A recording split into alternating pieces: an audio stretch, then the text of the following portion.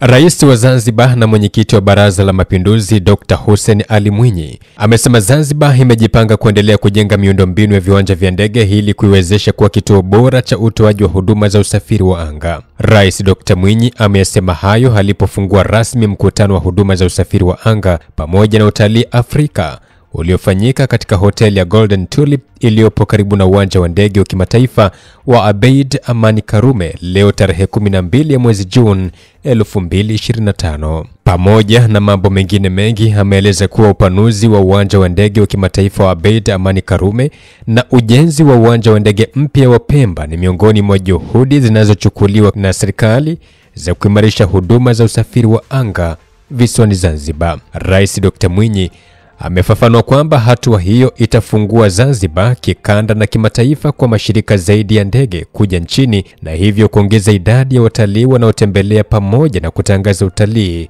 wa Zanzibar. Aidha, amesema kwamba huduma za usafiri wa anga ni kichocheo muhimu cha ukuaji wa sekta ya utalii inayochangia asilimia 30 ya pato la taifa na kuwa uti wa mgongo wa uchumi wa Zanzibar. Pia, serikali inaendelea kushirikiana na sekta binafsi na mashirika ya ndege ya kikanda na kimataifa ili kuongeza ufanisi na usalama katika viwanja vya ndege. Vilevile, ameongeza kuwa katika miaka ya hivi karibuni kumeshuhudiwa ukuaji mkubwa wa sekta ya utalii uliotokana na juhudi za Rais wa Jamhuri ya Muungano wa Tanzania Dr. Samia Suluhu Hassan kupitia filamu ya Royal Tour iliyotangaza Tanzania ikiwemo Zanzibar na kutambulika kwa vivutio vya utalii, utamaduni na urithi wa kihistoria. Kadhalika, amesema serikali itaendelea kuchukua hatua mbalimbali za kuimarisha huduma katika viwanja vya ndege ikiwemo kushirikiana na sekta binafsi kupitia sera ya PPP,